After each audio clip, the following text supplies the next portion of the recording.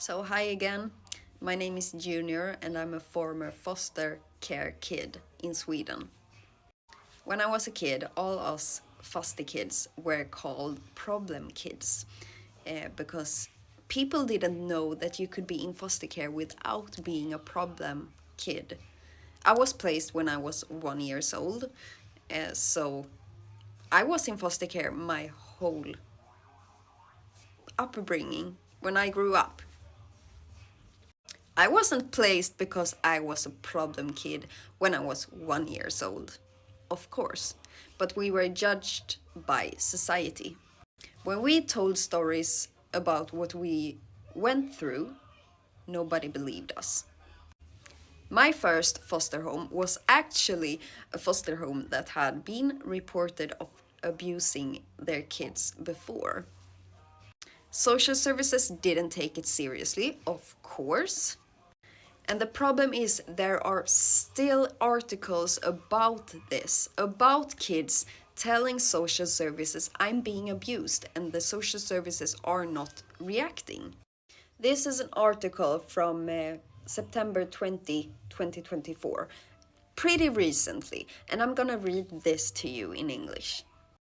A man in Dalarna, Sweden is suspected of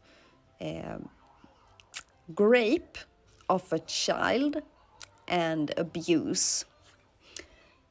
The child was in foster care in his home. He was the foster dad, and she was living there for several years.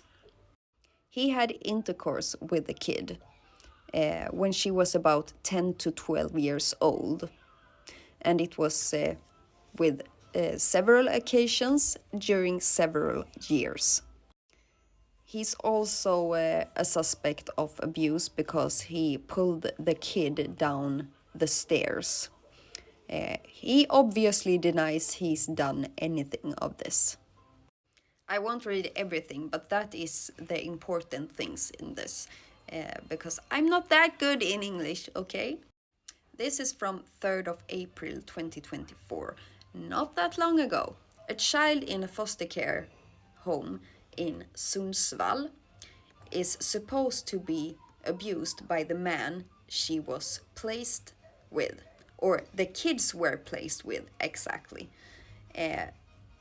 Sundsvall has reported this to IVO.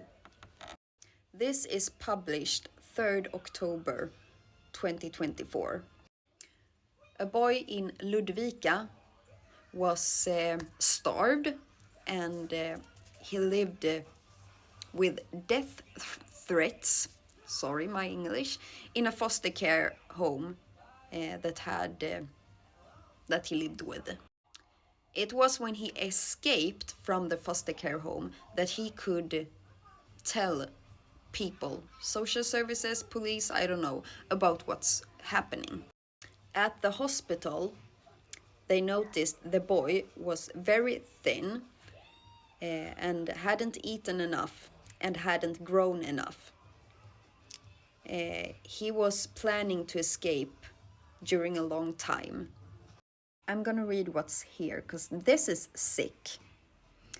His foster care parents told him, "We should kill you and I am going to hit you through your head." I can't translate it properly, but I think you know what I'm meaning. This is published 2021 12/12.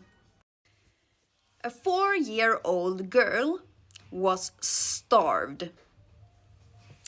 She got into the hospital and had several damages on the body. The day after her condition goes critical. Do you get it? This didn't just happen when I was a kid. It's still happening in 2024.